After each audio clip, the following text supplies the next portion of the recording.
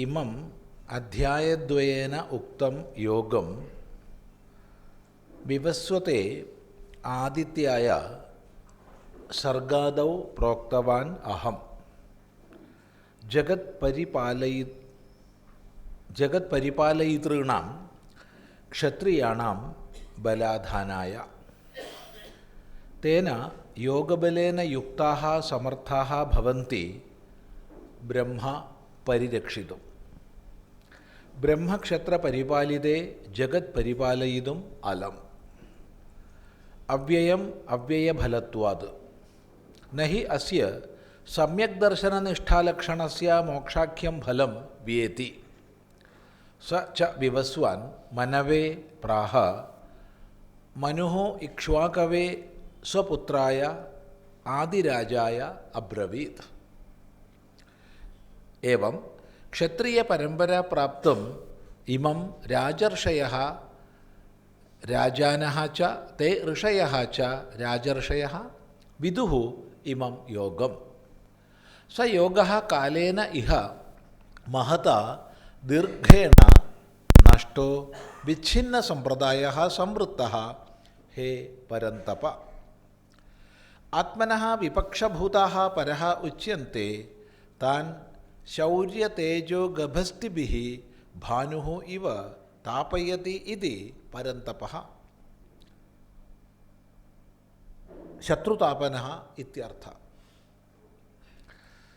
इमम् अध्यायद्वयेन उक्तं योगं विवस्वते आदित्याय सर्गादौ प्रोक्तवान् अहं जगत्परिपालयितॄणां क्षत्रियाणां बलाधानाय तेन योगबलेन युक्ताः समर्थाः भवन्ति ब्रह्म परिरक्षितुं ब्रह्मक्षत्रपरिपालिते जगत परिपालयितुम् अलम अव्ययम अव्ययफलत्वात् नहि अस्य सम्यक् दर्शननिष्ठालक्षणस्य मोक्षाख्यं फलं व्യേതി स च विवस्वान् मनवे प्राह मनुः इक्ष्वाकवे स्वपुत्राय ആദിരാജായ അബ്രവീത്. അപ്പോൾ പറയുകയാണ് ഇമം വിവസ്വത്തെ യോഗം പ്രോക്തവാൻ, ഇമം യോഗം വിവസ്വത്തെ പ്രോക്തവാൻ, ഈ യോഗത്തെ വിവസ്വാനായിക്കൊണ്ട് ഉപദേശിച്ചു. അപ്പം ഇമം എന്നുള്ളതിനെ ഭാഷ്യകാരൻ പരിചയപ്പെടുത്തുകയാണ് അധ്യായദ്വയേന ഉക്തം യോഗം, രണ്ടധ്യായങ്ങളെ കൊണ്ട് പറയപ്പെട്ട യോഗത്തെ. രണ്ടധ്യായങ്ങളെ കൊണ്ടെന്ന് പറഞ്ഞാൽ 2ഉം 3ഉം അധ്യായങ്ങളെ കൊണ്ട് പറയപ്പെട്ട യോഗത്തെ. 2ാം അധ്യായം 11ാം ശ്ലോകം മുതൽ 3ാം അധ്യായം അവസാനം വരെ പറയപ്പെട്ട യോഗത്തെ. അപ്പോൾ അത് പ്രത്യേകം ശ്രദ്ധിക്കണം. ഇതിനാൽ പറയപ്പെട്ടതിനെയാണ്, ഇതിനെയല്ല. ഇതേ വാക്കുകൾ പണ്ട് വിവസ്വാൻ ഉപദേശിച്ചു, അങ്ങനെ അർത്ഥമില്ല. ഭഗവാൻ അർജുനന് ചെയ്തതായ ഉപദേശം അതേ വാക്കുകൾ പണ്ട് സൂര്യന് ഉപദേശിച്ചു എന്ന് അർത്ഥമില്ല. മറിച്ച് അതിനാൽ പറയപ്പെട്ട ആശയത്തെ, അതിനാൽ പറയപ്പെട്ട വിദ്യയെ, യോഗത്തെ ഉപദേശിച്ചു. അതാണ് ആദിത്യായ, ആദിത്യനായിക്കൊണ്ട് സൂര്യനായിക്കൊണ്ട് ഉപദേശിച്ചു. എപ്പോൾ? സർഗാദൗ, സർഗത്തിൻ്റെ ആദിയിൽ. സർഗം ഓരോ സൃഷ്ടിചക്രവുമാണ്. നമ്മെ സംബന്ധിച്ച് ആദിമ സൃഷ്ടി, അന്തിമ സംഹാരം, ഇങ്ങനൊരു കാഴ്ചപ്പാട് നമുക്കില്ല, വൈദികമായിട്ടില്ലെന്നർത്ഥം.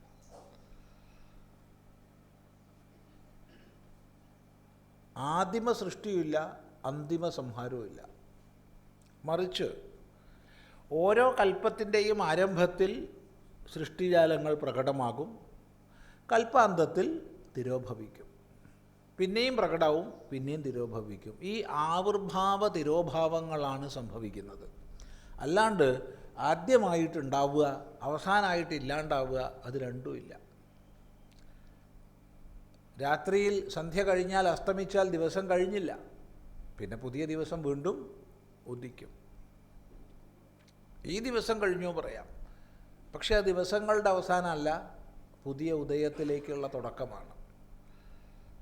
ഇതേപോലെ കൽപ്പാദിയിലും കൽപ്പാന്തത്തിലും ആവിർഭാവവും തിരോഭാവവും ആവർത്തിച്ച് സംഭവിക്കുന്നു. ഇതാണ് വൈദിക വീക്ഷണം. അതുകൊണ്ട് തന്നെ ആദ്യമായിട്ടൊരു ഈശ്വരൻ ഇതിനെയൊക്കെ ഉണ്ടാക്കിയെന്ന് നമ്മൾ ഒരിക്കലും പറയില്ല.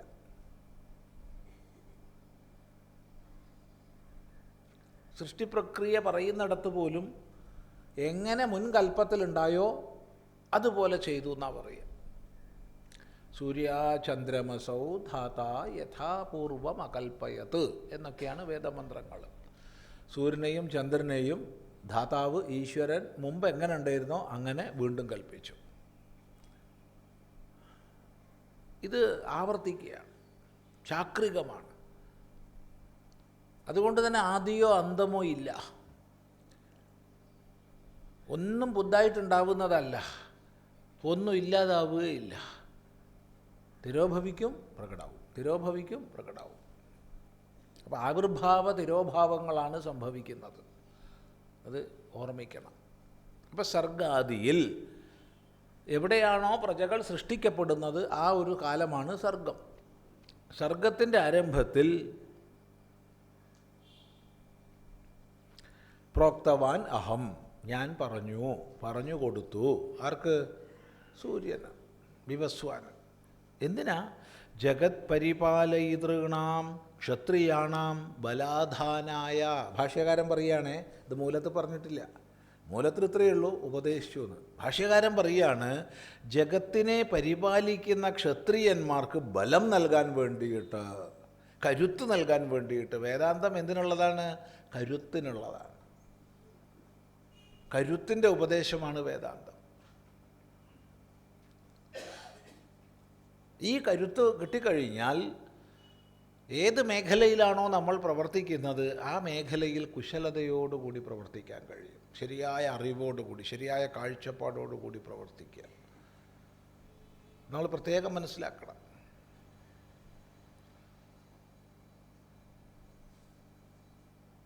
ചിലർ പറയും വേദാന്തമൊക്കെ പഠിച്ചിട്ട് സന്യാസിയായി പോകുന്നു. സന്യാസിയായി പോകുന്നു എങ്ങോട്ട് പോകാൻ? വേദാന്തം പഠിച്ചിട്ട് ഒരാൾ സന്യാസിക്കുന്നെങ്കിൽ അയാൾ നല്ല സന്യാസിയായിരിക്കും, ശക്തനായ സന്യാസിയായിരിക്കും. വേദാന്തം പഠിച്ചിട്ടൊരു വൈദ്യൻ പ്രവർത്തിക്കുന്നുണ്ടെങ്കിൽ നല്ല വൈദ്യനായിരിക്കും.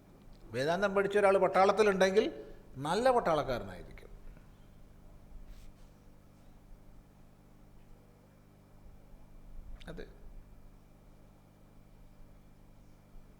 അത് വിവേകാനന്ദ സ്വാമികൾ ഒരിടത്ത് പറയുന്നുണ്ട്, by studying Vedanta a teacher will become a good teacher, നേ ബെസ്റ്റ് ടീച്ചർ.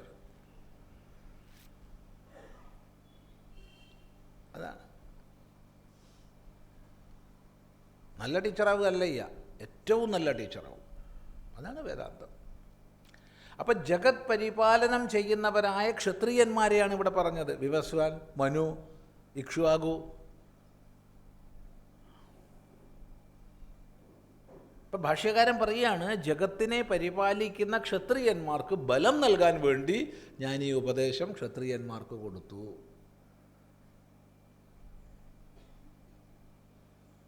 അങ്ങനെ ബലയുക്തന്മാരായി ശരിയായ കാഴ്ചപ്പാടോടുകൂടി അവർക്ക് ഭരണനിർവഹണം ചെയ്യാൻ കഴിയും. അതിനു വേണ്ടിയിട്ടാണ്. തേന യോഗബലേന യുക്താഹ സമർത്ഥാഹ ഭവന്തി ബ്രഹ്മ പരിരക്ഷിതും. ഇങ്ങനെ യോഗബലത്തോടു കൂടിയാൽ അവർ ബ്രഹ്മത്തെ പരിരക്ഷിക്കാൻ സമർത്ഥരായിത്തീരും. ബ്രഹ്മത്തെ, വേദത്തെ, ബ്രഹ്മത്തെ, അറിവിനെ. അപ്പോൾ വേദത്തെ അഥവാ അറിവിനെ പരിരക്ഷിക്കാൻ സമർത്ഥരാകും ക്ഷത്രിയന്മാർ. ഇവിടെ രണ്ടാണ്, ബ്രഹ്മവും ക്ഷത്രവും. ഈ രണ്ടാണ് ജഗത്തിനെ മുഴുവൻ പരിപാലിക്കുന്നത്.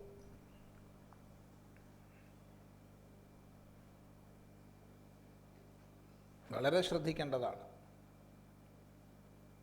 കഠോപനിഷത്തിൽ യസ്യ ബ്രഹ്മച ക്ഷത്രം ച ഉഭേ ഭവത ഓദന എന്നൊരു മന്ത്രമുണ്ട്. ആ മന്ത്രം ഇപ്പോൾ വ്യാഖ്യാനിക്കാൻ പോകുന്നില്ല. അതിൻ്റെ വ്യാഖ്യാനത്തിൽ, അതിൻ്റെ ഭാഷ്യത്തിൽ ഭഗവാൻ ഭാഷ്യകാരൻ പറയും, ഈ ബ്രഹ്മക്ഷത്രങ്ങൾ ജഗത്തിനെ മുഴുവൻ പരിപാലിക്കുന്നു എന്ന്. ജഗത്തിനെ മുഴുവൻ പരിപാലിക്കുന്നത് ബ്രഹ്മക്ഷത്രങ്ങളാണ്. ബ്രഹ്മ തേജസ്സും ക്ഷാത്രവീര്യവും. ഓരോ വ്യക്തിയിലും, ഓരോ സമാജത്തിലും, ഓരോ രാഷ്ട്രത്തിലും, ഇനി അവിടുന്ന് അങ്ങോട്ട് പോയി കഴിഞ്ഞാൽ ഓരോ ലോകത്തിലും ഈ രണ്ടും വേണം. ബ്രഹ്മ തേജസ്സും ക്ഷാത്രവീര്യവും, അറിവും കരുത്തും.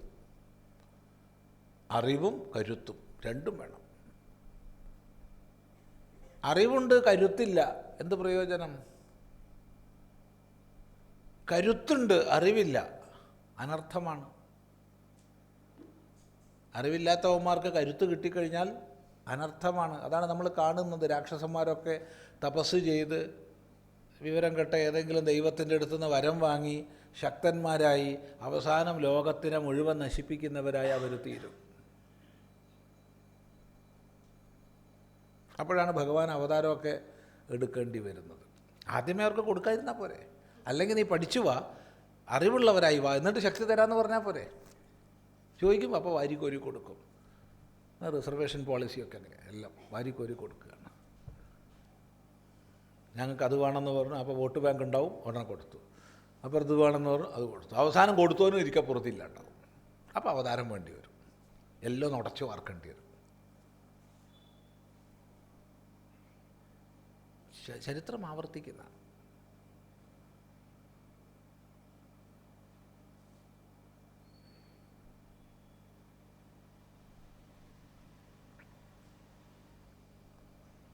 അപ്പോൾ ബ്രഹ്മ തേജസ്, അറിവ്, ക്ഷാത്രവീര്യം, കരുത്ത്, ഇത് രണ്ടും ഓരോ വ്യക്തിയിലും ചേരണം. ഭാരതത്തെ സംബന്ധിച്ച് ഇത് രണ്ടും സമന്വിതമായി വേദം അത്യന്ത മഹത്വപൂർണമായൊരു സമൂഹത്തെ സൃഷ്ടിച്ച് രൂപീകരിച്ച് വളർത്തി പരിപാലിച്ചു പോന്നു. പക്ഷേ എവിടുന്നൊക്കെയോ ഇതിൽ ചോർച്ചകൾ വന്നു. ക്ഷത്രിയന്മാർ ക്ഷാത്രവീര്യമില്ലാത്തവരായി. അഹിംസ പ്രഖ്യാപനം ചെയ്തു. ആര്? രാജ്യത്തെ രക്ഷിക്കേണ്ട ആൾ. ഒരു പക്ഷേ ഭാരതത്തെ ഇക്കോലത്തിലാക്കിയാൽ പ്രധാന കർത്താവ് അശോകനായിരിക്കും. അതുകൊണ്ട് നമ്മൾ മഹാനായ അശോകൻ എന്ന് പറയും. രാജ്യത്തെ നശിപ്പിച്ച. അത് ക്ഷത്രിയന് ക്ഷാത്രവീര്യം വേണം. എനിക്ക് പറ്റില്ലാത്ത ഞാൻ ആ റോളിൽ നിന്ന് ഇറങ്ങിപ്പോണം. ചിലപ്പോൾ എൻ്റെ ഗുണഘടനയിൽ വരുന്ന മാറ്റം കൊണ്ട് എനിക്ക് യുദ്ധം ചെയ്യാൻ പറ്റാത്ത അവസ്ഥ വരും. എനിക്ക് അടിച്ചാൽ തിരിച്ചടിക്കാൻ പറ്റാത്ത അവസ്ഥ വരും. അപ്പം ഞാനെന്താ ചെയ്യേണ്ടത്? ഞാനൊരു ഭരണാധികാരിയായിരിക്കാൻ യോഗ്യനല്ല, ഞാൻ ഇറങ്ങാം എന്ന് പറഞ്ഞ് സ്ഥാനം രാജിവെച്ച് വേറൊരാൾക്ക് കൊടുക്കുക വേണ്ടത്. അതിന് പകരം രാജാക്കന്മാർ യുദ്ധം ചെയ്യാൻ പാടില്ല എന്ന് പറഞ്ഞു. അപ്പോൾ എന്ത് ചെയ്തു? യുദ്ധം ചെയ്യുന്നവർ വന്നു, ആക്രമിച്ചു, കീഴടക്കി. ഇവിടെ ശാന്തി ശാന്തി ശാന്തി പറഞ്ഞിരുന്നു.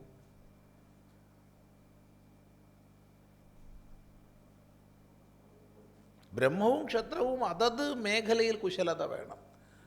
പഠിക്കാനും പഠിപ്പിക്കാനും അതിന് ബ്രഹ്മതേജസ് പ്രവർത്തിച്ചുകൊണ്ടിരിക്കണം.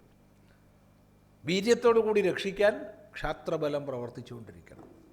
ഇത് രണ്ടും ചേർന്നാൽ വ്യക്തി സുരക്ഷിതനായിരിക്കും, രാഷ്ട്രം സുരക്ഷിതമായിരിക്കും, സമാജം സുരക്ഷിതമായിരിക്കും. ഈയൊരു സന്ദേശമാണ് ഗീതയുടെ ഒടുവിലും നൽകുന്നത്. യത്ര യോഗേശ്വര കൃഷ്ണോ യത്ര പാർത്ഥോ ധനുർധര തത്ര ശ്രീ വിജയ ഭൂതി ധ്രുവാനീതി എന്ന്.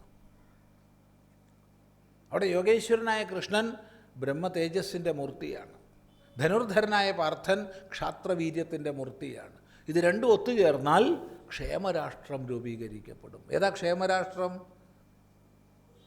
ക്ഷേമരാഷ്ട്രം എവിടെയാണോ ശ്രീ വിജയ ഭൂതി ധ്രുവാ നീതി, ഈ നാലുമുള്ളത് അതാണ് ക്ഷേമരാഷ്ട്രം.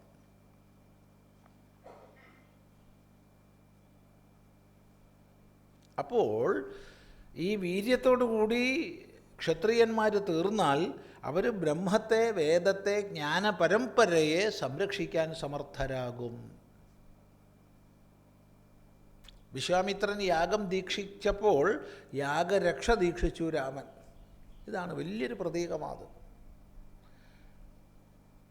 ഇവിടെ ചോദ്യം, ശ്രീരാമന് ഏറ്റവും അധികം ആയുധവിദ്യ ഉപദേശിച്ചു കൊടുക്കുന്നത് വിശ്വാമിത്രനാണ്. പിന്നെ അഗസ്ത്യനുണ്ട്, അത് അവിടെ ഇരിക്കട്ടെ. ഏറ്റവും അധികം ആയുധങ്ങൾ ഉപദേശിച്ചു കൊടുക്കുന്നത് വിശ്വാമിത്രനാണ്. ആ വിശ്വാമിത്രന് യാഗം സ്വയം രക്ഷിച്ചൂടെ? രക്ഷിക്കാം. എന്നാൽ ബ്രഹ്മ തേജസ്സിൻ്റെ ഭാവമാണിപ്പോൾ. ബ്രഹ്മർഷി എന്ന വസിഷ്ഠൻ പോലും വിളിച്ചതാണ് വിശ്വാമിത്രനെ, വസിഷ്ഠൻ പോലും. അപ്പോൾ ആ ബ്രഹ്മ തേജസ് എപ്പോൾ യജ്ഞം ദീക്ഷിക്കുന്നുവോ അപ്പോൾ യജ്ഞരക്ഷ, ക്ഷാത്രബലം ദീക്ഷിക്കണം. ഇത് രണ്ടും ചേരുമ്പോൾ മാത്രമേ രാഷ്ട്രം സുരക്ഷിതമായിരിക്കൂ. വലിയൊരു സന്ദേശമാണത്. ആ സന്ദേശത്തെക്കുറിച്ച് കൂടുതൽ ചിന്തിക്കുക. അപ്പോൾ യോഗബലത്തോട് കൂടിയാൽ മാത്രമേ ക്ഷത്രിയന്മാർക്ക് ബ്രഹ്മത്തെ പരിരക്ഷിക്കാൻ സാധിക്കൂ. അതുകൊണ്ട് ജഗത് പരിപാലനത്തിന് വേണ്ടി ഈ വിദ്യയെ ക്ഷത്രിയന്മാർക്ക് ഉപദേശിച്ചു. അതാണ് ബ്രഹ്മക്ഷത്ര പരിപാലിതേ ജഗത് പരിപാലയിതുമലം. ബ്രഹ്മക്ഷത്രങ്ങൾ പരിപാലിക്കപ്പെട്ടാൽ ജഗത്ത് പരിപാലിക്കപ്പെടും. വ്യക്തമായ ദിശാബോധം നൽകുന്ന ബ്രഹ്മവും ആ ദിശാബോധത്തിനനുസരിച്ച് പ്രവർത്തിക്കാൻ സമൂഹത്തെ സംരക്ഷിക്കുന്ന ക്ഷത്രവും ഉണ്ടെങ്കിൽ ബാക്കിയെല്ലാം നിലനിന്നോളും. പിന്നെ വൈശ്യനെയോ ശൂദ്രനെയോ ഒന്നും സംരക്ഷിക്കേണ്ട ആവശ്യമില്ല. അവരൊക്കെ സംരക്ഷിതരായിരിക്കും, സുരക്ഷിതരായിരിക്കും. ഒരു രാഷ്ട്രത്തെ, ഒരു സമൂഹത്തെ മുന്നോട്ട് നയിക്കുന്ന ബുദ്ധി കേന്ദ്രങ്ങളും കായിക ബലവും രണ്ടും നല്ല പോലെ കുശലമായിരുന്നാൽ ബാക്കിയെല്ലാം നന്നാവും.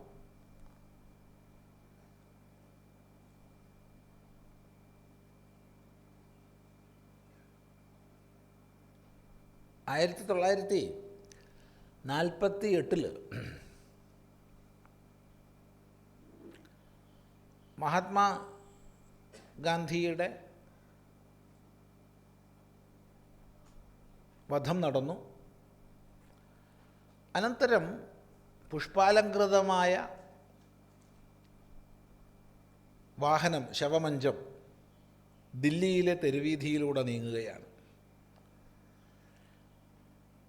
വളരെയധികം പുഷ്പങ്ങളുള്ള നാമഞ്ജപം ഉണ്ട്, വേദമന്ത്രങ്ങൾ ഉയരുന്നുണ്ട്, ശാന്തിയുടെ സമാധാനത്തിൻ്റെയൊക്കെ സന്ദേശം അങ്ങനെ ഉണ്ട്. ആ സമയത്താണ് മുകളിലൂടെ നമ്മുടെ വളരെ പരിമിതമാണ് അക്കാലത്ത് നമ്മുടെ സൈന്യം എങ്കിൽ പോലും വായുസേനയുടെ ഹെലികോപ്റ്റർ മുകളിൽ കൂടെ പറക്കുന്നുണ്ട്. ഇത് രണ്ടും ചേർത്തുകൊണ്ട് അരവിന്ദ ഘോഷ് എഡിറ്റോറിയൽ എഴുതി ദി അഡ്വൻ്റിൽ. ദി അഡ്വൻ്റ് എന്നുള്ള പ്രസിദ്ധീകരണം, അതിൻ്റെ എഡിറ്ററായിരുന്നു അരവിന്ദ ഘോഷ്. പിന്നീട് ദീർഘകാലം അമ്മയാണത് നോക്കിയത്, ദി മദർ. ഇതിൽ അരവിന്ദ ഘോഷ് തന്നെയാണ് എഴുതിയത് എഡിറ്റോറിയൽ. ഇതാണ് വ്യക്തമായൊരു സന്ദേശം, രാഷ്ട്രത്തിന് വേണ്ട സന്ദേശം. അഹിംസ അഹിംസ എന്നും പറഞ്ഞ് നടന്നാൽ പോരാ. അഹിംസയുടെ വക്താവിന് മുകളിൽ ഹിംസയുടെ ആയുധം, വാഹനം. ക്ഷാത്രവീര്യവും ബ്രഹ്മ തേജസ്സും ഒത്തൊരുമിച്ചാൽ മാത്രമേ രാഷ്ട്രം സുരക്ഷിതമായി മുന്നോട്ട് നീങ്ങൂ. പിൽക്കാലത്തെ അഡ്വൻ്റ് പ്രസിദ്ധീകരണം നിന്ന് പോയിട്ടുണ്ട്. വളരെ കാലം പ്രസിദ്ധീകരിച്ചിരുന്നു അത് ത്രൈമാസികമായിട്ട്.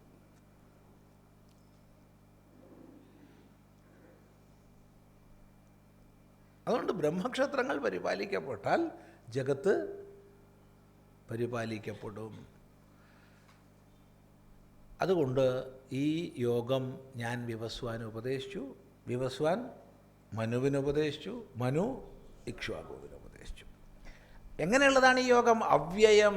ഇത് അവ്യയമാണ്, അവ്യയഫലത്വ. എന്തുകൊണ്ടാണ് ഈ അറിവിനെ അവ്യയം എന്ന് പറഞ്ഞത്? അവ്യയമായ, നാശരഹിതമായ, ക്ഷയരഹിതമായ ഫലത്തെ നൽകുന്നത് കൊണ്ട് ഇത് അവ്യയമാണ്, നാശരഹിതമാണ്. അപ്പം നാശരഹിതമാണ് അറിവ്. അതിനെ കാലത്തിനനുസരിച്ച് കണ്ടെത്തുന്നു, പ്രചരിപ്പിക്കുന്നു, വീണ്ടും മറയുന്നു, വീണ്ടും കണ്ടെത്തുന്നു, വീണ്ടും പ്രചരിപ്പിക്കുന്നു. അറിവ് നാശരഹിതമാണ്. നഹി അസ്യ സമ്യക് ദർശന നിഷ്ഠാലക്ഷണസ്യ മോക്ഷാഖ്യം ഫലം വേതി. ഈ സമ്യക് ദർശനത്തിൻ്റെ ഫലം മോക്ഷമാണ്. മോക്ഷം ഇല്ലാതാവുന്നില്ല, മുക്തന് മുക്തി ഇല്ലാതാവുന്നില്ല. മോക്ഷം അവ്യയമാണ്. സച്ച വിവസ്വാൻ, ആ വിവസ്വാൻ, ഏത് വിവസ്വാൻ? വിവസ്വാനല്ല, സ ച വിവസ്വാൻ, ആ വിവസ്വാൻ, എന്നാൽ ഉപദേശിക്കപ്പെട്ട വിവസ്വാൻ, അതാണ് അർത്ഥം.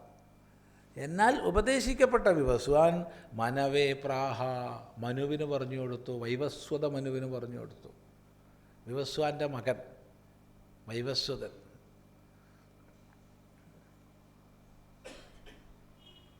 മകനാണ് ഉപദേശിച്ചത്. അച്ഛൻ മകന് ഉപദേശിച്ചു മനുവിന്.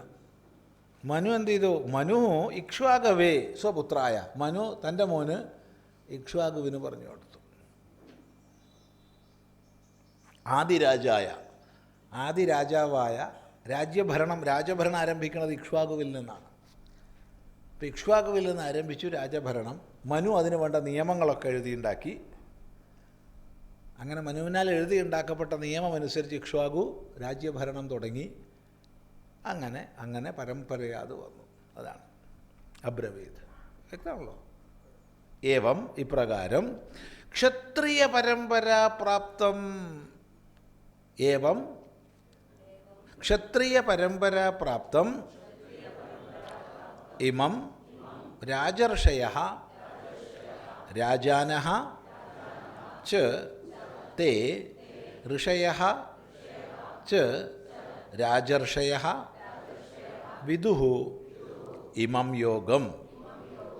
സ യോഗഃ കാലേന ഇഹ മഹതാ ദീർഘേണ നഷ്ടഃ വിച്ഛിന്ന സമ്പ്രദായഃ സംവൃത്തഃ ഹേ പരന്തപ. ആത്മനഃ വിപക്ഷഭൂതാഃ പരഃ ഉച്യന്തെ താൻ ശൗര്യതേജോ ഗഭസ്തിഭിഃ ഭാനുഃ ഇവ താപയതി ഇതി പരന്തപഃ ശത്രുതാപനഃ ഇത്യർത്ഥഃ.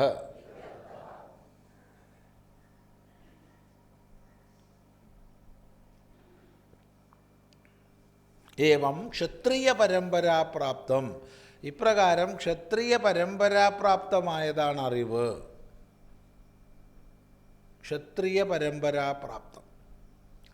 ക്ഷത്രിയന്മാർ ഗുരു ശിഷ്യ പ്രശിഷ്യ പരമ്പരയിലൂടെ ഉപദേശിച്ചു പോന്നതാണ്.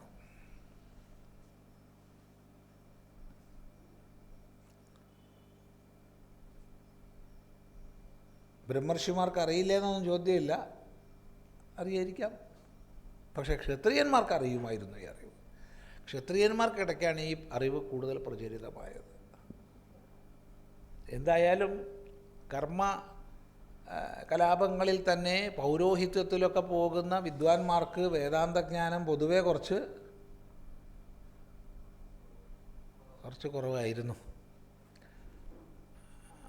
രാജ്യഭരണം തുടങ്ങിയവ ചെയ്യുന്ന ക്ഷത്രിയന്മാർക്ക് വേദാന്തജ്ഞാനം കൂടുതലായിരുന്നു. അങ്ങനെയാണ് കാണുന്നത് നമ്മൾ. ജനകൻ തുടങ്ങിയവർ രാജ്യഭരണം ചെയ്തുകൊണ്ട് തന്നെ വേദാന്തോപദേശം ചെയ്യുന്നതൊക്കെ നമുക്ക് കാണാം.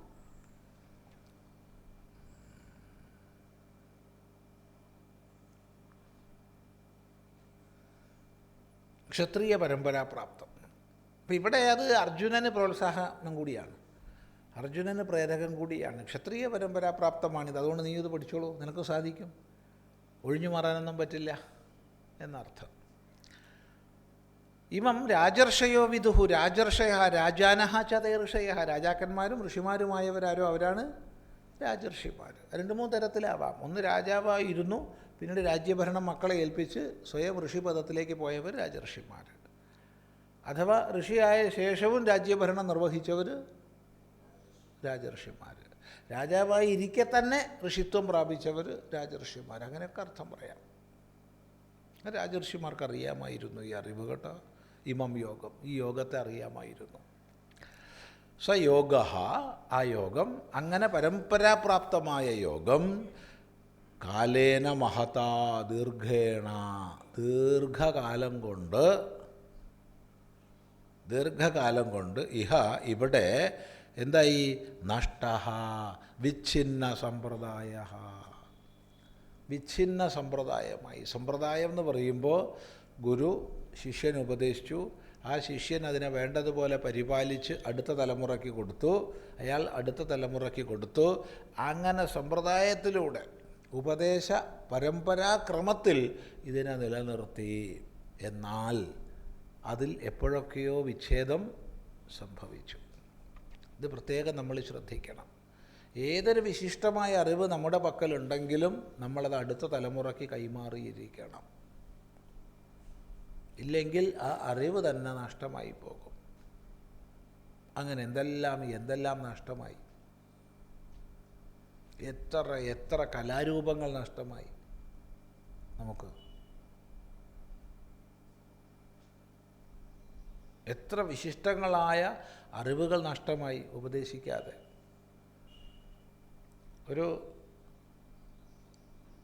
ഒരമ്മയ്ക്ക് വലിയ പൊള്ളലേറ്റു. വലിയ പൊള്ളൽ എന്ന് പറഞ്ഞാൽ നല്ല തിളയ്ക്കുന്ന കൊഴുത്ത കഞ്ഞിവെള്ളമാണ് ആയിട്ട്. അവർ ജീവിക്കാനില്ല, അങ്ങനെയുള്ള പൊള്ളലാണ്. മുത്തശ്ശി പറമ്പിലേക്ക് ഓടിപ്പോയി ഒരു മരുന്ന് കൊണ്ടുവന്നു, അരച്ചു അങ്ങനെ അങ്ങ് പുരട്ടി. ഒരു പാട് പോലും ഇല്ലാതെ അവരുടെ മുറിവെല്ലാം ഉണങ്ങി. ഒരു പാട് പോലും, ഒരു പൊക്കള പോലും ഇല്ല. പലരും മുത്തശ്ശിയോട് ചോദിച്ചു, മുത്തശ്ശി ആ മരുന്ന് എന്താ? അത് പറഞ്ഞു തരില്ല, ഫലം പോവും. എന്ത് പറഞ്ഞു കൊടുത്താൽ ഫലം പോവും. പിന്നെ ഈ മുത്തശ്ശിക്ക് എവിടുന്ന് കിട്ടി? ആരോ പറഞ്ഞു കൊടുത്തല്ലേ. അതെങ്ങനെ മരുന്നാണെങ്കിൽ പറഞ്ഞാൽ ഫലം പോവോ? ഇല്ലല്ലോ. ഇത്തരം അബദ്ധധാരണകളെ കൊണ്ടും വിശ്വാസങ്ങളെ കൊണ്ടും ഒരുപാട് അറിവുകൾ കൈമാറപ്പെടാതെ നഷ്ടമായി.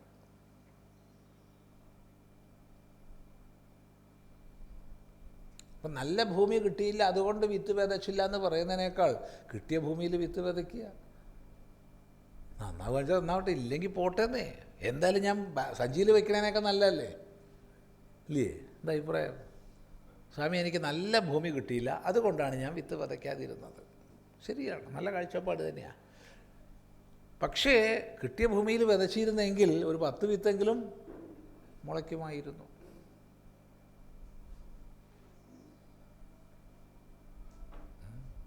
എന്നാലും നല്ലത് കിട്ടാൻ നോക്കണം. കിട്ടിയില്ല അപ്പം എന്ത് ചെയ്യാനാ? കഴിഞ്ഞ വർഷം നമ്മളൊരു 54 ദിവസത്തെ ക്യാമ്പ് വെച്ചു. സത്യസന്ധമായി പറയുകയാണെന്ന് വെച്ചാൽ അതിൻ്റെ ഉദ്ദേശ്യം വേറെയായിരുന്നു. അതിലൊരു 10 പേരെങ്കിലും ചെറുപ്പക്കാരുണ്ടെങ്കിൽ ഒരു 4 വർഷത്തെ പഠന പദ്ധതി ആരംഭിക്കാമെന്ന് വിചാരിച്ചിട്ടാണ്. പക്ഷെ അതിൽ വന്നവരൊക്കെ തന്നെ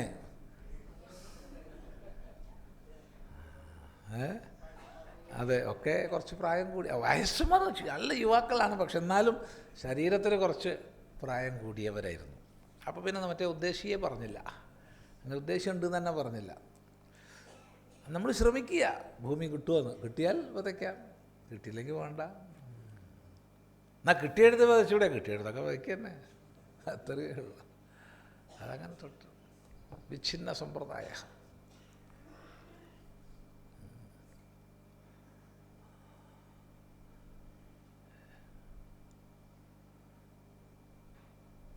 അങ്ങനെ എത്രയോ പേരുണ്ട്. സ്വാമി, ഞാൻ എൻ്റെ ആയുഷ്കാലപ്പടി അങ്ങോട്ട് നീക്കി വെക്കുകയാണ്. ഇനിയിപ്പോൾ എന്താ ആയുസാനൊക്കെ ഉള്ളത്? 2 സ്വത്തൊക്കെ മക്കൾക്ക് കൊടുത്തു. എന്നാൽ പിന്നെ അതിന് മുമ്പ് ഒന്നും വെച്ചാൽ തിരക്കേണ്ടിയിരുന്നില്ല. മുഴുവൻ മക്കൾക്ക് കൊടുക്കാതെ കുറച്ച് ഇങ്ങോട്ട് കൊണ്ട് തന്നു വെച്ചാൽ തിരക്കേടില്ല. അതും പോയി, അത് കഴിഞ്ഞ് ആയുസ്സും പോയി. ഇനി വയസ്സ് കാലത്ത് ആരും നോക്കാമെന്ന് ഇല്ലേനും. എന്നാൽ പിന്നെ ഇനി ആശ്രമം താമസിച്ചിട്ട് എൻ്റെ ശിഷ്ടകാലം ആശ്രമത്തിൽ കഴിയാമെന്നാണ് വിചാരിക്കണത്. എടേ, പരിപാടി നീ ചെയ്യണോ?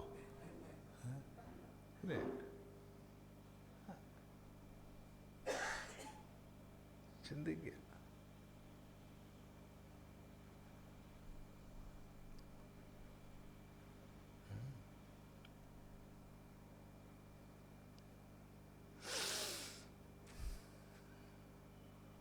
എങ്ങനെയാണ് വിച്ഛിന്ന സമ്പ്രദായ ഏറ്റവും യോഗ്യരായവർക്ക് കൈമാറി ഈ അറിവിനെ നിലനിർത്തണം.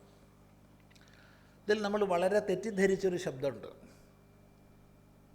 നമ്മളെ ശാസ്ത്രങ്ങളിലൊക്കെ പല സ്ഥലത്തും ഇത് ഗുഹ്യമാണ്, ഗോപ്യമാണെന്നൊക്കെ കാണും. അപ്പോൾ ഗുഹ്യമാണ്, രഹസ്യമാണെന്ന് പറഞ്ഞാൽ പലരും വിചാരിക്കുന്നത് വേറൊരാളോട് പറഞ്ഞു കൊടുക്കാൻ പാടില്ലാത്തതാണ്. തെറ്റ്. ഉത്തമന്മാരായവർക്ക് പറഞ്ഞു കൊടുക്കണം എന്ന അർത്ഥം. ഗുഹ് രക്ഷണേ, ഗുപ്പ് രക്ഷണേ എന്നാണ് ധാതു. അപ്പോൾ ഗുഹ്യം, ഗോപ്യം എന്ന് പറഞ്ഞ എന്താ അർത്ഥം? ഗുഹ്യം മറയ്ക്കപ്പെടേണ്ടതെന്നല്ല, രക്ഷിക്കപ്പെടേണ്ടതെന്നാണ്.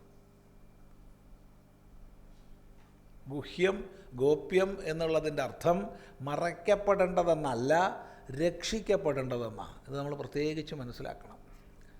പലരും മനസ്സിലാക്കിയിട്ടുള്ളത് മറയ്ക്കപ്പെടേണ്ടത്, വേറെ ആർക്കും കാണിച്ചു കൊടുക്കാൻ പാടില്ല, വേറെ ആർക്കും പറഞ്ഞു കൊടുക്കാൻ പാടില്ല എന്നാണ്. തെറ്റ്. രക്ഷിക്കപ്പെടേണ്ടതാണ്. എപ്പോഴാണ് വിദ്യ രക്ഷിക്കപ്പെടുക?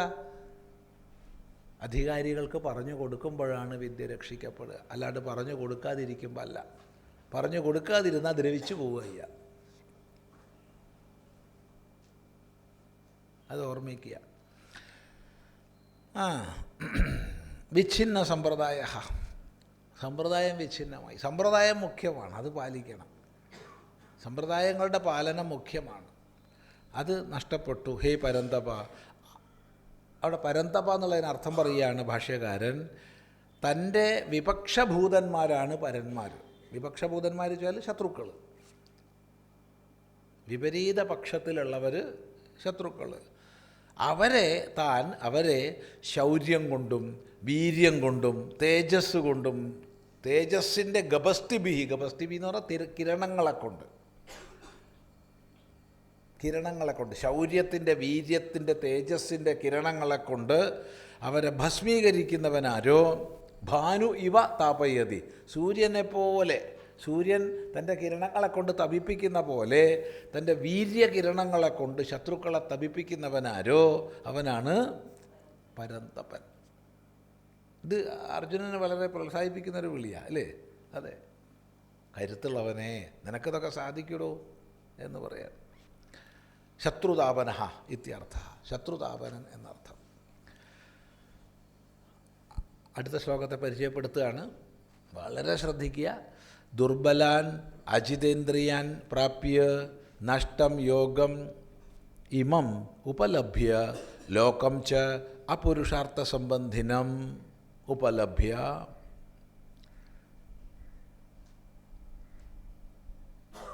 ദുർബലാൻ അജിതേന്ദ്രിയാൻ പ്രാപ്യ നഷ്ടം യോഗം ഇമം ഉപലഭ്യ ലോകം ച അപുരുഷാർത്ഥ സംബന്ധിനം. അടുത്ത ശ്ലോകത്തെ പരിചയപ്പെടുത്തുകയാണ്. അടുത്ത ശ്ലോകം ആശയം ഇതാണ്: ആ യോഗം തന്നെയാണോ ഞാൻ നിനക്ക് പറഞ്ഞു തരണമെന്ന്. അന്ന് ഞാൻ പറഞ്ഞു കൊടുത്ത, പരമ്പരാപ്രാപ്തമായി പ്രചരിച്ച, ഇടക്കാലത്ത് നഷ്ടപ്പെട്ടു പോയ അതേ അറിവിനെയാണ് ഞാൻ നിനക്ക് പറഞ്ഞു തരണമെന്നാണ് പറയാൻ പോണത്. അപ്പോൾ ആ അറിവ് എങ്ങനെ നഷ്ടപ്പെട്ടു? ദുർബലന്മാരും അജിതേന്ദ്രിയന്മാരുമായവരെ പ്രാപിച്ചിട്ട് നഷ്ടപ്പെട്ട യോഗത്തെ ഞാൻ നിനക്ക് പറഞ്ഞു തരുന്നു. ഇത് നമുക്ക് വലിയൊരു ഉൾക്കാഴ്ച നൽകുന്നുണ്ട്. ഈ അറിവിൻ്റെ പരമ്പര എങ്ങനെയാണ് നഷ്ടമാകുന്നത്? ദുർബലന്മാരും അജിതേന്ദ്രിയന്മാരുമായവരെ പ്രാപിച്ചിട്ട്.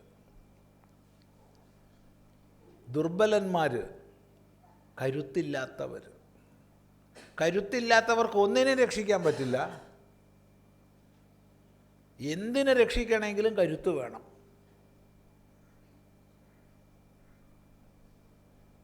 അല്ലേ? കരുത്തില്ലാത്ത ഒരാൾക്ക് ശിഷ്യോപദേശം ചെയ്യാൻ പറ്റുമോ? ഇല്ല. ശിഷ്യൻ ഇരുന്നപ്പോൾ പറയാം, അയ്യോ എനിക്ക് ഉപദേശിക്കാനുള്ള ശക്തി ഇല്ല കേട്ടോ. അല്ലേ? കരുത്ത് വേണം, നിർബന്ധം. അല്ലെങ്കിൽ ശിഷ്യോപദേശം ചെയ്യാൻ നോക്കുമ്പോൾ അപ്പുറത്തുനിന്ന് ഒരാൾ കണ്ണുരുട്ടുന്നത് മിണ്ടിപ്പോയരുതെന്ന്. കാരണം ഈ അറിവിൻ്റെ പരമ്പര നിലനിൽക്കാൻ പാടില്ല എന്നാഗ്രഹിക്കുന്ന ആൾ അപ്പുറത്ത് കണ്ണുരുട്ടി കാണിക്കും. അത് കണ്ടു കഴിഞ്ഞാൽ അപ്പോൾ ഉപദേശിക്കാണ് നിർത്തില്ലേ? ഇല്ല. ദുർബലനാണെങ്കിൽ ദുർബലന്മാർക്ക് ഒരിക്കലും ജ്ഞാനപ്രചാരം സാധിക്കില്ല. ബലം വേണം. നായമാത്മാ ബലഹീനേന ലഭ്യ. ഈ ആത്മജ്ഞാനം ഒരിക്കലും ബലഹീനന് ലഭിക്കില്ല. കരുത്തുള്ളവർക്കേ ഉള്ളൂ. കരുത്ത് വേണം, അങ്ങേയറ്റത്തെ കരുത്ത് വേണം.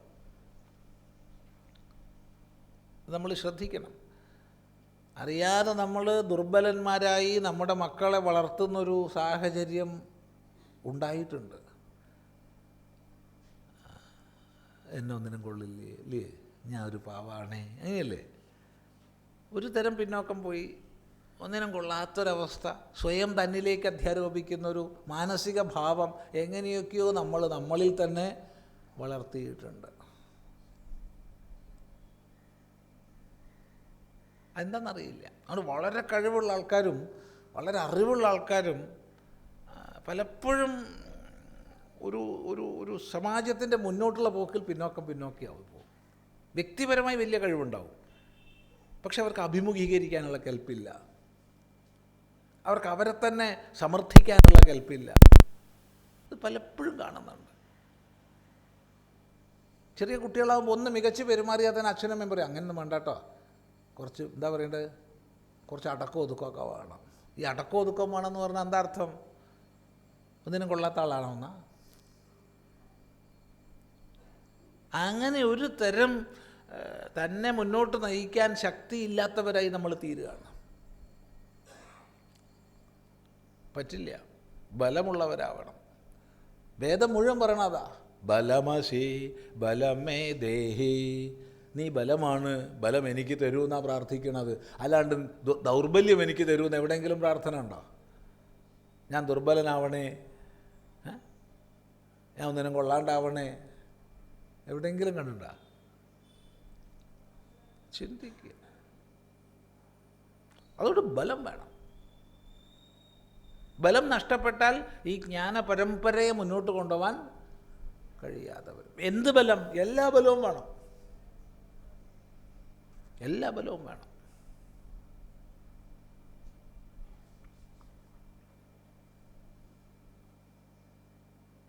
ഉപനിഷത്തിൽ നമുക്ക് കാണാം, ഒരു കൃതാർത്ഥനായ വിദ്വാൻ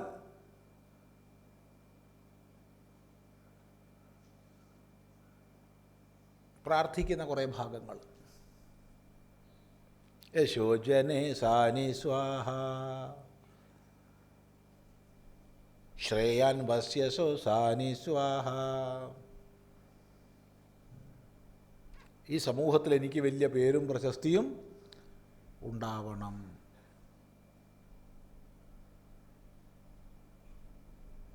എന്നെപ്പോലുള്ളവരുടെ കൂട്ടത്തിൽ ഞാൻ കേമനാവണം. വാസാംസി മമഗാവശ്ച. എനിക്ക് ധാരാളം വസ്ത്രങ്ങൾ വേണം, എനിക്ക് ധാരാളം പശുക്കൾ വേണം. അന്നപാനേച്ച സർവദാ. എപ്പോഴും തിന്നാനും കുടിക്കാനുമുള്ള വക വേണം. തത്തോമേ ശ്രിയമാവഹ. അങ്ങനെ എനിക്ക് നല്ല ഐശ്വര്യത്തെ കൊണ്ടുവന്ന് തരൂ. ലോമശാം പശുഭി സഹ സ്വാഹ. ധാരാളം രോമമുള്ള പശുക്കളും വരട്ടെ. എന്തിനതൊക്കെ? ചിന്തിക്കൂ, എന്തിനാ ഇതൊക്കെ? എനിക്ക് ധാരാളം സമ്പത്ത് വേണം, എനിക്ക് ധാരാളം രോമമുള്ള പശുക്കൾ വേണം, എനിക്കിഷ്ടം പോലെ ധനസമ്പത്തി വേണം, എനിക്ക് സമൂഹത്തിൽ പേരും പ്രശസ്തിയും വേണം. ഇതൊക്കെ ആഗ്രഹിക്കുന്ന ആൾ ആരാന്നറിയോ? ഇതൊന്നും ആഗ്രഹിക്കാത്ത ആൾ, ഇതൊന്നും വേണ്ടാത്ത ആൾ. എന്തിനു വേണ്ടി? വിദ്യയുടെ പ്രചരണത്തിന് വേണ്ടി. കാരണം ലോകത്തിൻ്റെ നാനാഭാഗങ്ങളിൽ നിന്ന് ശിഷ്യന്മാർ എൻ്റെ അടുത്തേക്ക് വരട്ടെ എന്ന് പ്രാർത്ഥിക്കുന്നുണ്ട്. ആമായന്തു ബ്രഹ്മചാരിണ സ്വാഹ. ലോകത്തിൻ്റെ നാനാഭാഗത്തുനിന്ന് വിദ്യാർത്ഥികൾ എൻ്റെ അടുത്തേക്ക് വരട്ടെ. വന്നാൽ എന്ത് കൊടുക്കണം? മാമൂണ്ണാൻ കൊടുക്കണ്ടേ? നിങ്ങൾ ഇരുന്ന് പഠിച്ചോളൂ, ഞാൻ ഉപനിഷത്ത് പഠിപ്പിച്ചു തരാം. കുറച്ചു നേരം കഴിഞ്ഞ് വിശപ്പായി. അല്ല ഗുരു ഭക്ഷണമൊന്നുമില്ലേ? ഒന്നുമില്ല. പിന്നെ അവർക്ക് നാളെ നിൽക്കാൻ പറ്റുമോ, പഠിക്കാൻ പറ്റുമോ? അപ്പോൾ അവർക്ക് ശാപ്പാട് കൊടുക്കണം, വെള്ളം കൊടുക്കണം. തണുക്കണുണ്ട് ഗുരുനാഥ, കമ്പിളി പുതച്ചോളൂ. കമ്പിളി കൊടുക്കണ്ടേ? അപ്പോൾ രോമമുള്ള പശുക്കൾ വേണ്ടേ? ചെമ്മരിയാട് വേണം. എന്നിട്ട് കട്ട് ചെയ്തിട്ട് കമ്പിളി ഉണ്ടാക്കുക. പിന്നെ ശിഷ്യന്മാർ വരണമെങ്കിൽ പേരും പ്രശസ്തിയും വേണ്ടേ? നമ്മൾ വിജ്ഞാനിയുടെ അടുത്തേക്കാണോ പോവുക, പ്രസിദ്ധനായ വിജ്ഞാനിയുടെ അടുത്തേക്കാണോ പോവുക? പ്രസിദ്ധനായ വിജ്ഞാനിയുടെ അടുത്തേക്ക്. അല്ലാണ്ട് നമ്മൾ അറിയില്ലല്ലോ ലോകത്ത് എത്ര വിദ്വാൻമാരുണ്ടാവും, അവരൊക്കെ നമുക്കറിയോ? പേരും പ്രശസ്തിയും ഉണ്ടെങ്കിലേ പോകുള്ളൂ. അപ്പോഴാണ് നമുക്കത്. അതിനാണ് ഗുരു പ്രാർത്ഥിക്കുന്നത്, എനിക്ക് പേരും പ്രശസ്തിയും വേണം, അല്ലാണ്ട് തനിക്ക് വേണ്ടിയിട്ടല്ല. ഈ വിദ്യയെ അടുത്ത തലമുറയ്ക്ക് കൊടുക്കാനാ. അതോട് താൻ കൃതാർത്ഥനായി, കഴിഞ്ഞു, തൻ്റെ ഡ്യൂട്ടി കഴിഞ്ഞു. അപ്പോൾ പണം വേണം, താമസിക്കാനുള്ള വകുപ്പ് വേണം, ഭക്ഷണം വേണം, വെള്ളം വേണം, വസ്ത്രം വേണം. വാസാംസി, വസ്ത്രങ്ങൾ, മമഗാവശ്ച ഒക്കെ വേണം. പാല്, തൈര്, മോരൊക്കെ വേണ്ടേ? ഒക്കെ കൊടുക്കണ്ടേ? ചിന്തിക്കുക. ഇത്ര പോലും ബലയുക്തമായിരിക്കണം, എല്ലാ പ്രകാരത്തിലുള്ള ബലം വേണം. എന്നാലേ ഈ ജ്ഞാന പരമ്പര നിലനിൽക്കൂ.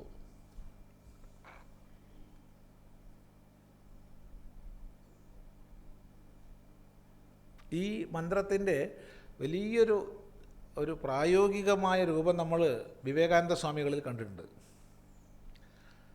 സ്വാമിജി അമേരിക്കയിലുള്ള കാലത്ത് അവിടെ പത്രത്തിൽ വരുന്ന ഓരോ റിപ്പോർട്ടും സ്വാമിജി മുറിച്ചെടുക്കും.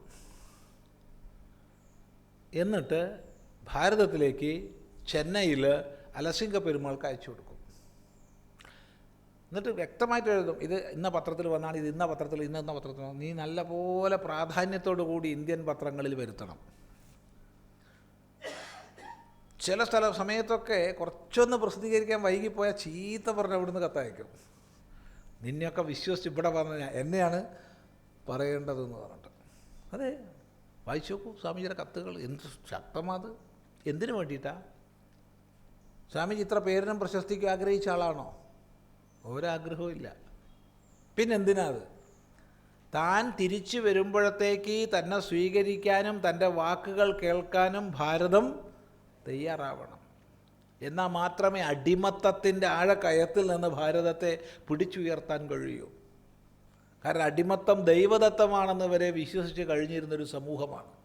നമുക്ക് നമ്മളെ ഭരിക്കാൻ കഴിയില്ല, നമ്മളെ ബ്രിട്ടീഷുകാർ ഭരിക്കുന്നതാണ് നല്ലത് എന്ന് വിചാരിച്ചിരുന്നൊരു സമൂഹമുണ്ട് ഇവിടെ. ജഡത്തിൻ്റെ ഭാവമുള്ളവർ.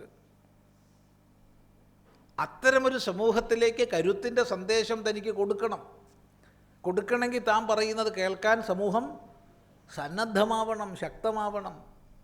അതിനാ സ്വാമിജി അത് ചെയ്തത്, അല്ലാണ്ട് വേറൊന്നിനല്ല. തനിക്കൊന്നും നേടാനില്ല. ശ്രദ്ധിക്കുക. അപ്പോൾ കരുത്ത് വേണം. ദുർബലന്മാരാവരുത്. ദുർബലന്മാർക്കൊരിക്കലും ജ്ഞാനപരമ്പരയെ രക്ഷിക്കാൻ കഴിയില്ല. 2, അജിതേന്ദ്രിയാൻ. ഇന്ദ്രിയ ജയമില്ലാത്തവരെ പ്രാപിച്ചിട്ടാണ് നഷ്ടമായി പോയത്. ഇന്ദ്രിയ ജയം വേണം. ഇന്ദ്രിയ ജയമില്ലാത്തവർ താൽക്കാലികങ്ങളായ എന്തെങ്കിലും കാര്യങ്ങൾക്ക് വേണ്ടി ജ്ഞാനപ്രചരണമൊക്കെ മാറ്റിവെക്കും. 2 മിഠായി തരാമെന്ന് പറഞ്ഞാൽ അതിൻ്റെ പിന്നാലെ പോവും. 2 അപ്സരസുകൾ വരാമെന്ന് പറഞ്ഞാൽ അതിൻ്റെ പിന്നാലെ പോവും. ഇന്ദ്രിയ ജയം നേടിയവരായിരിക്കണം. ഇന്ദ്രിയ ജയം നേടി തൻ്റെ നിയന്ത്രണത്തിലുള്ള ഇന്ദ്രിയങ്ങൾ, അല്ലെങ്കിൽ വീണു പോവും. അല്ലെങ്കിൽ ജ്ഞാനപ്രചരണം ഉണ്ടാവില്ല.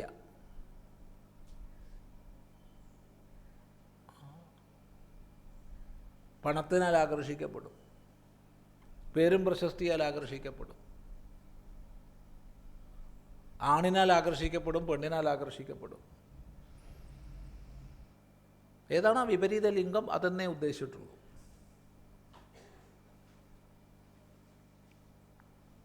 അപ്പം ജ്ഞാനപരമ്പര നിന്നു പോകും. നമുക്കറിയാം അത്.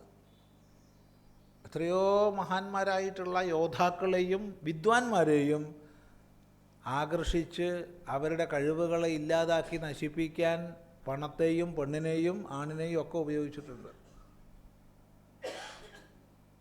ഇതര ലിംഗം ധനം, കാമിനീ കാഞ്ചനങ്ങളെന്ന് പറയും അല്ലേ? കാമിനീ കാഞ്ചനങ്ങൾ. ഇവയിൽ പെടാതിരിക്കണമെങ്കിൽ അജിതേന്ദ്രിയന്മാരായിരിക്കണം,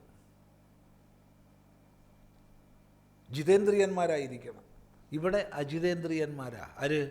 ഇന്ദ്രിയ ജയം ഇല്ലാത്തവരാ, ദുർബലന്മാരാ, കരുത്തില്ലാത്തവരാ. അപ്പം അങ്ങനെയുള്ളവർക്ക് വിദ്യ ഉപദേശിക്കപ്പെട്ട എന്താവും? അവരത് താൽക്കാലിക കാര്യലാഭത്തിന് വേണ്ടി തിരിച്ചും മറിച്ചും ഉപദേശിക്കും, അല്ലെങ്കിൽ ഉപദേശിക്കാതിരിക്കും.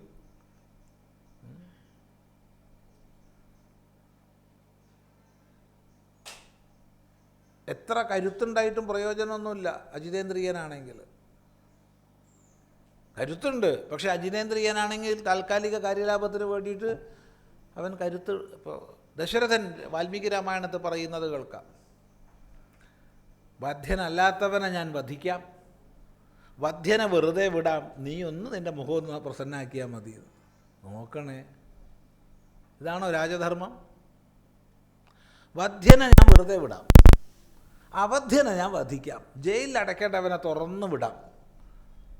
ഒരിക്കലും ജയിലിൽ അടയ്ക്കരുതാത്ത ആളെ ഞാൻ പിടിച്ച് ജയിലിൽ അടയ്ക്കാം, നിൻ്റെ മുഖം ഒന്ന് പ്രസന്നാക്കിയാൽ മതി കൈകേയി.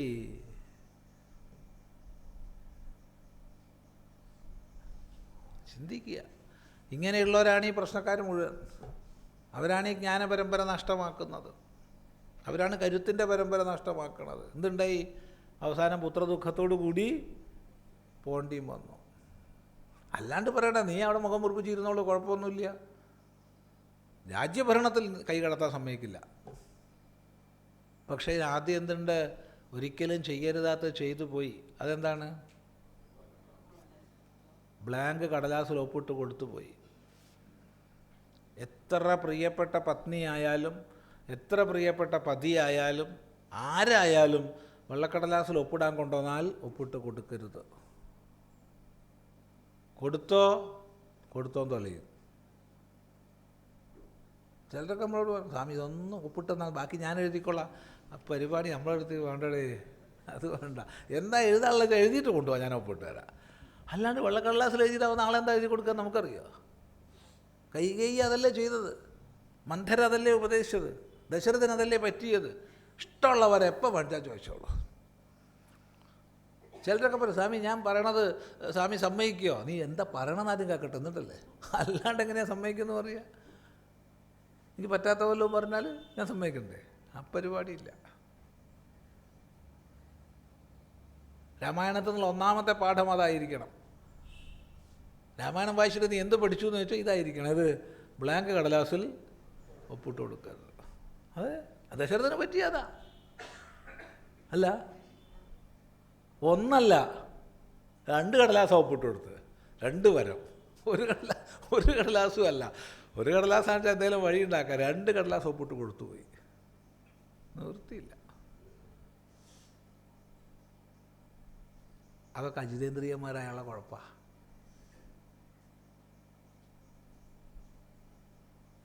ദശരഥൻ മുമ്പ് ഒപ്പിട്ട് കൊടുത്തിട്ടുണ്ട്,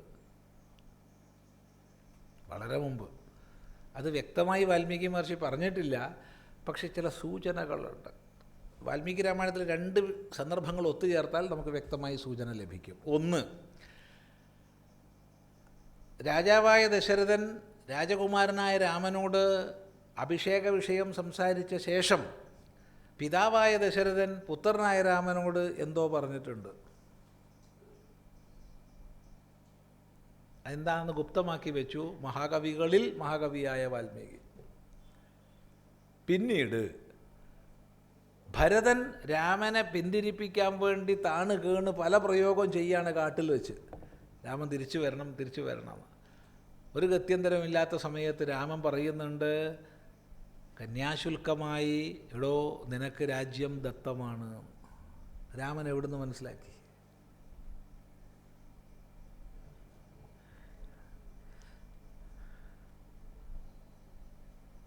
അതും ചെയ്തു കൂട്ടിയിട്ടുണ്ട്. ശരി, കൊള്ളാം. അപ്പോൾ ദുർബലന്മാരും അജിതേന്ദ്രിയന്മാരുമായവരെ പ്രാപിച്ചു കഴിഞ്ഞ് ഈ യോഗം നഷ്ടമായി. അങ്ങനെ നഷ്ടമായി ഇതിനെ ഉപലഭ്യ നേടിയിട്ട് പോരാ, ലോകം ച അപുരുഷാർത്ഥ സംബന്ധിനം ഉപലഭ്യ. ഈ ലോകം പുരുഷാർത്ഥപ്രാപ്തിക്ക് യോജിക്കുന്നതല്ലല്ലോ, മുക്തമാവുന്നില്ലല്ലോ. ധർമ്മം, മോക്ഷം തുടങ്ങിയ പുരുഷാർത്ഥങ്ങളിലേക്ക് ഉയരുന്നില്ല ഈ ലോകം. പലതിൽ പെട്ട് ഉഴറുകയാണ്. കഷ്ടപ്പാടും ദുഃഖവും തന്നെയാണ്. സുഖമാണ് എല്ലാവർക്കും വേണ്ടത്, ആർക്കും സുഖം കിട്ടണില്ല. ദുഃഖം വേണ്ടാന്നുണ്ട്, ദുഃഖത്തിൽ ഉഴറുകയാണ്. ഇതൊക്കെ ലോകത്തെ കണ്ടിട്ട്, ലോകത്തിൻ്റെ കഷ്ടപ്പാട് കണ്ടിട്ട് ഞാൻ എന്താ ഇപ്പോൾ ചെയ്യാൻ പോണത്? ആ ജ്ഞാനത്തെ പുനരാവിഷ്കരിക്കാൻ പോവുകയാണ്. വ്യക്തമാണല്ലോ ഇല്ലേ? എന്താ ചെയ്യണത്? സ ഏവായം മയാ തേദ്യ യോഗഃ പ്രോക്തഃ പുരാതനഃ ഭക്തോസി മേ സഖാ ചേതി രഹസ്യം ഹ്യേതദുത്തമം. സ ഏവായം മയാ തേദ്യ യോഗഃ പ്രോക്തഃ പുരാതനഃ ഭക്തോസി മേ സഖാ ചേതി രഹസ്യം ഹ്യേതദുത്തമം.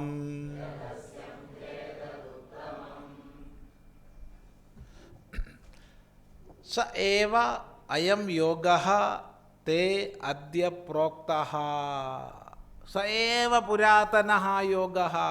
ആ പുരാതനമായ യോഗം തന്നെയാണ് ഇന്ന് ഞാൻ നിനക്ക് പറഞ്ഞു തന്നത്. ഇപ്പം അധ്യായദ്വയേന ഉക്തഃ യോഗഃ. അധ്യായദ്വയത്താൽ 2 അധ്യായങ്ങളാൽ പറയപ്പെട്ട യോഗമില്ലേ, ഇത് അത് തന്നെയാണ്ടോ? ഏത്? അന്ന് ഞാൻ സൂര്യനെ ഉപദേശിച്ച്, സൂര്യൻ മനുവിനെ ഉപദേശിച്ച്, മനു ഇക്ഷ്വാകുവിനെ ഉപദേശിച്ച്, പിന്നീട് പരമ്പരാപ്രാപ്തമായി പ്രചരിച്ചതും ഇടക്കാലത്ത് ദുർബലന്മാരും അജിതേന്ദ്രിയന്മാരുമായവരെ പ്രാപിച്ച് നഷ്ടപ്പെട്ടു പോയതുമായ ആ അറിവ് തന്നെയാണ് ഞാൻ നിനക്ക് ഉപദേശിച്ചത്. പോരെ? അപ്പോൾ അത് ജ്ഞാന പരമ്പരയുടെ മഹത്വം. അതെന്തിനാ എനിക്ക് ഉപദേശിച്ചേ? ഭക്തഃ അസി, നീ എൻ്റെ ഭക്തനാണ്, നീ എൻ്റെ ഭക്തനാണ്. സഖാ ചെയ്തി, നീ എൻ്റെ സഖാവാണ്. അപ്പോൾ ഭക്തനും സഖാവുമായതുകൊണ്ടാണ് ഞാൻ നിനക്ക് ഉപദേശിച്ചത്. അതുകൊണ്ടാണ് രഹസ്യം ഹേതദുത്തമം, ഈ ഉത്തമമായ രഹസ്യത്തെ ഞാൻ നിനക്ക് ഉപദേശിച്ചത് ഭക്തനും സഖാവും ആയതുകൊണ്ടാണ്. സഖാക്കളൊക്കെ ഭക്തന്മാരാണ് അല്ലേ? അല്ല, അങ്ങനെയല്ല എന്താ അഭിപ്രായം? അങ്ങനെയാണ്. എന്തല്ലാന്ന് കാണിച്ചാൽ ഉള്ളുകൊണ്ട് ഭക്തന്മാരാണ്. ഭക്തന്മാർക്കേ സഖാവാൻ കഴിയൂ, അല്ലാത്തവർക്ക് കഴിയില്ല. അപ്പോൾ നീ എൻ്റെ ഭക്തനുമാണ്, സഖാവുമാണ്. അതുകൊണ്ട് ഞാനിതാ ഈ അറിവ് നിനക്ക് ഉപദേശിച്ചു തന്നിരിക്കുകയാണ്. അപ്പോൾ അർജുനന് ഈ അറിവ് നേടാനുള്ള യോഗ്യത എന്താണെന്ന് ചോദിച്ചാൽ സഖാവായതുകൊണ്ടാണ് ഈ അറിവ് നേടിയത്, ഭക്തനായതുകൊണ്ടാണ്. ഇതോടെ വളരെ ശ്രദ്ധിക്കേണ്ടതാണ്, വളരെ ശ്രദ്ധിക്കേണ്ട ഒരു ആശയമുണ്ട്. അർജുനൻ പറഞ്ഞത് ഞാൻ നിൻ്റെ ശിഷ്യനാന്നാ. ശിഷ്യസ്തേഹം ശാധിമാം ത്വാ പ്രപന്നം, ഞാൻ നിൻ്റെ ശിഷ്യനാണ്, എനിക്ക് ഉപദേശിക്കണേന്നാ അല്ലേ? അതാണ്. ഗീതയിൽ ഒരിടത്ത് പോലും നീ എൻ്റെ ശിഷ്യനാണെന്ന് ഭഗവാൻ പറഞ്ഞിട്ടില്ല. ഒരിടത്ത് പോലും. നോക്കിക്കോളൂ, ഗീത മുഴുവൻ പഠിച്ചു നോക്കിക്കോളൂ. ഒരിടത്തും നീ എൻ്റെ ശിഷ്യനാണെന്ന് അർജുനനോട് പറഞ്ഞിട്ടില്ല. നീ എൻ്റെ ഭക്തനാണ്, സഖാവാണ്, പ്രിയമാണായ, അങ്ങേയറ്റം പ്രിയപ്പെട്ടവനാണ് നീ എന്നൊക്കെ പറഞ്ഞിട്ടുണ്ട്. ഇഷ്ടഹാസി, നീ എൻ്റെ ഇഷ്ടപ്പെട്ടവനാണ്. ഇഷ്ടോസി ദൃഢമിതി തതോ വക്ഷ്യാമി തേഹിത എന്നൊക്കെ പറയുന്നുണ്ട്. അപ്പോൾ ഇഷ്ടപ്പെട്ടവനാണ്, പ്രിയമാണനാണ്, ഭക്തനാണ്, സഖാവാണ് ഒക്കെ പറഞ്ഞിട്ടുണ്ട്. പക്ഷെ ഒരിടത്ത് പോലും നീ എൻ്റെ ശിഷ്യനാണെന്ന് ഭഗവാൻ അംഗീകരിച്ചിട്ടില്ല. അതെന്താവും? ചിന്തിക്കുക. എന്തോ ആട്ടെ അല്ലേ, എന്തായാലും അങ്ങനെയാണ് ഉണ്ടായത്. അപ്പോൾ ഇവിടെ പറയണത് നീ എൻ്റെ ഭക്തനാണ്, നീ എൻ്റെ സഖാവാണ്. അതുകൊണ്ട് ഏതത് ഉത്തമം രഹസ്യം, ഈ ഉത്തമമായ രഹസ്യത്തെ ഞാൻ നിനക്ക് പറഞ്ഞു തന്നു കഴിഞ്ഞു. ഉത്തമമായ, ഉത്തമന്മാരായ യോഗ്യന്മാരായവരിലൂടെ കൈമാറി പരിപാലിക്കപ്പെടേണ്ടുന്ന അറിവേതോ അതാണ് ഉത്തമം. ഉത്തമന്മാർക്ക്, യോഗ്യന്മാർക്ക് പ്രദാനം ചെയ്യുന്നതിലൂടെ സംരക്ഷിക്കപ്പെടേണ്ട അറിവ്. അങ്ങനെയുള്ള ഉത്തമമായ അറിവിനെ ഞാൻ നിനക്ക് പറഞ്ഞു തന്നു. രഹസ്യം പറഞ്ഞു തന്നു. രഹസ്യം പറയാന്ന് പറഞ്ഞതർത്ഥം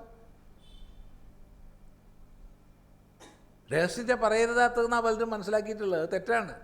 രഹസ്യം എന്ന് പറഞ്ഞാൽ ഗോപ്യമാണ്, ഗൂഹ്യമാണ്, രക്ഷിക്കപ്പെടേണ്ടതാണ്. അപ്പോൾ രക്ഷിക്കപ്പെടേണ്ട അറിവിനെ ഞാൻ നിനക്ക് തന്നു. ഇനി നിൻ്റെ കർത്തവ്യമാണ് ഇതിനെ രക്ഷിക്കേണ്ടത്. രക്ഷിക്കുക എന്നൊക്കെ പറഞ്ഞ അർത്ഥം വിപരീതമായി പറയപ്പെടുന്ന ഒരു സമൂഹത്തിലാണ് നമ്മൾ ജീവിക്കുന്നത്, ഇല്ലേ? ഇല്ലേ? ഇപ്പോൾ പുതിയൊരു വാർത്ത വന്ന് എന്താണ് ജീവൻ രക്ഷ എന്നൊക്കെ പുതിയ വാക്കുകൾ ഇങ്ങനെ ഇറങ്ങുക. എന്താ അറിയില്ല. ജീവൻ രക്ഷ അത് ചെയ്യുന്ന ആൾക്കാർ കൊടുത്ത് മാത്രം ശീലമുള്ളവർക്ക് കിട്ടുക, കിട്ടാത്തവർക്ക് കിട്ടുക, അതൊക്കെ നടക്കുകയാണ്. ഒക്കെ ജീവൻ രക്ഷ എന്നാണ് പറയണത്. രക്ഷിക്കപ്പെടേണ്ടത് എങ്ങനെ രക്ഷിക്കപ്പെടുക? ഉത്തമാധികാരിക്ക് നൽകുമ്പോഴാണ് വിദ്യ രക്ഷിക്കപ്പെടുന്നത്, അല്ലാണ്ട് രക്ഷിക്കപ്പെടില്ല. കൊടുക്കേണ്ട പോലെ കൊടുക്കണം, അല്ലേ? കൊടുക്കേണ്ട പോലെ കൊടുത്താലേ രക്ഷിക്കപ്പെടൂ. അത് അതിൻ്റെ യോഗ്യത നോക്കി കൊടുക്കേണ്ട സ്ഥലത്ത് കൊടുക്കേണ്ട പോലെ കൊടുക്കുക. അതാണ്. അപ്പോൾ വിദ്യ രക്ഷിക്കപ്പെടും. അങ്ങനെയാണ് ഞാൻ നിനക്ക് തരുന്നത്. ഇതൊരു പ്രേമ നോക്കൂ. ഭക്തനായതുകൊണ്ടും സഖാവായതുകൊണ്ടും ഈ ഉത്തമമായ രഹസ്യത്തെ ഞാൻ നിനക്ക് പറഞ്ഞു തന്നിരിക്കുന്നു. അതുതന്നെയാണ് അന്ന് ഞാൻ പറഞ്ഞു കൊടുത്തത്. അത് തന്നെയാണ്. ആ അറിവിൽ യാതൊരു മാറ്റവും ഇല്ല. വാചകങ്ങൾ, വാക്കുകളൊക്കെ ഭിന്നമായിരിക്കും. ഇതാണ് ആ ജ്ഞാന പരമ്പരയെ സ്തുതിക്കുന്നത്. വ്യക്തമാണല്ലോ. അതുകൊണ്ട് നിൻ്റെ കർത്തവ്യമാണ് ഇത് അടുത്ത ആൾക്ക് കൊടുക്കേണ്ടത്. അർജുനൻ അത് ചെയ്തതായിട്ട് റിപ്പോർട്ടില്ല. ഉണ്ടോ? ഇല്ല. പിന്നെ നമുക്കെങ്ങനെ കിട്ടി? വ്യാസപ്രസാദാത്. വ്യാസപ്രസാദം കൊണ്ട് നമുക്ക് കിട്ടി. കാരണം വ്യാസപ്രസാദം കൊണ്ട് സഞ്ജയന് കിട്ടി, വ്യാസപ്രസാദം കൊണ്ട് നമുക്കും കിട്ടി. അതെ, അർജുനൻ ചെയ്തിട്ടില്ല. അർജുനൻ ചെയ്യാത്തതുകൊണ്ട് നമ്മൾ ചെയ്യരുത് എന്നർത്ഥമില്ല. അർജുനൻ ചെയ്തില്ല എന്നുള്ളതുകൊണ്ട് നമ്മൾ ചെയ്യാവേണ്ടത്, അല്ലേ? ചിന്തിച്ച് നോക്കൂ. ശരിക്കും അർജുനൻ ചെയ്യേണ്ടതായിരുന്നു. ചെയ്തോ ഇല്ലയോ നമുക്കറിയില്ല. വ്യാസൻ റിപ്പോർട്ട് ചെയ്തിട്ടില്ല. അർജുനൻ ഇത് ആർക്കെങ്കിലും ഉപദേശിച്ചതായിട്ട് പറഞ്ഞിട്ടില്ല. വീണ്ടും ചോദിക്കുന്നുണ്ട്. എന്നാലെങ്കിലും മറുപടിത്തൂടെ. അത് കഴിഞ്ഞിട്ട് എത്ര കാലം പിന്നെയും ജീവിച്ചു കുറേ.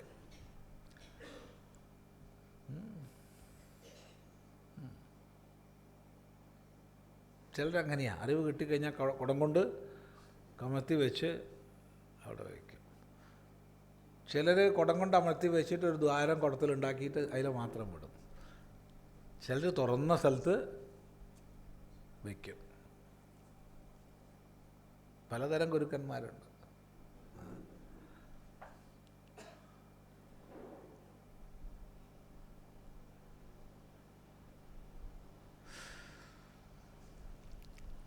സ ഏവ അയം മയാ തേ തുഭ്യം അദ്യ ഇദാനീം യോഗഃ പ്രോക്തഃ പുരാതനഃ ഭക്തഃ അസി മേ സഖാ ച അസി ഇതി രഹസ്യം ഹി യസ്മാത് ഏതദ് ഉത്തമം യോഗഃ ജ്ഞാനം ഇത്യർത്ഥഃ. സ ഏവ അയം മയാ തേ തുഭ്യം അദ്യ ഇദാനീം യോഗഃ പ്രോക്തഃ പുരാതനഃ ഭക്തഃ അസി മേ സഖാ ച അസി ഇതി രഹസ്യം ഹി യസ്മാത് ഏതദുത്തമം യോഗഃ ജ്ഞാനം ഇത്യർത്ഥഃ. അത് തന്നെയാണ് ഞാൻ നിനക്ക് തേ തുഭ്യം എന്ന് പറഞ്ഞാൽ നിനക്കായിക്കൊണ്ട് അദ്യ ഇദാനീം ദാ ഇപ്പോൾ യോഗ പ്രോക്ത പുരാതന, യോഗം പറയപ്പെട്ടത്. ഇപ്പം ഞാൻ നിനക്ക് തന്ന യോഗം അത് തന്നെയാണ്, ഒരു മാറ്റവും ഇല്ല. ഭക്ത അസിമേ, നീ എൻ്റെ ഭക്തനാകുന്നു. സഖാചാസി, നീ എൻ്റെ സഖാവുമാകുന്നു. ഇത് അതുകൊണ്ട് രഹസ്യം ഉത്തമം യോഗ, ഈ ഉത്തമ രഹസ്യമായ യോഗത്തെ, ജ്ഞാനത്തെ ഞാൻ നിനക്ക് പറഞ്ഞു തന്നു, നീ എൻ്റെ പ്രിയപ്പെട്ട ആളായതുകൊണ്ട്. മറ്റുള്ളവരോട് പറയാത്ത വിഷയങ്ങളും ഭക്തന്മാരോട് ഗുരുനാഥന്മാർ പറയും. അത് പാർവതി പരമേശ്വരനോട് ചോദിക്കുന്നുണ്ട്. ഈ അങ്ങനെ മറ്റുള്ളവരൊന്നും പറഞ്ഞു കൊടുക്കാത്ത രഹസ്യമാണെങ്കിലും ഭക്തന്മാരോട് പറയുമല്ലോ, അതുകൊണ്ട് രാമചരിതം എനിക്ക് പറഞ്ഞു തരണേ എന്ന്. അങ്ങനെ പറഞ്ഞു കൊടുക്കുന്നതാണ് അധ്യാത്മരാമായണം. അങ്ങനെ ഞാൻ അധ്യാത്മരാമായണം അവതരിപ്പിച്ചുള്ളത്. അപ്പോൾ ഭക്തനായതുകൊണ്ട് ഞാൻ നിനക്ക് പറഞ്ഞു തരണം, സഖാവായതുകൊണ്ട്. അതുകൊണ്ട് നമുക്കും നല്ല സഖാക്കളാവാം, നല്ല ഈ അറിവ് ലഭിക്കും. ഇതാണ് താത്പര്യം. തുടർന്ന് നമുക്ക് അടുത്ത പ്രാവശ്യം തുടരാം. ഓം ഗുരുർബ്രഹ്മ ഗുരുർവിഷ്ണു ഗുരുർദേവോ മഹേശ്വരഃ, ഗുരു സാക്ഷാത് പരം ബ്രഹ്മ, തസ്മൈ ശ്രീ ഗുരവേ നമഃ.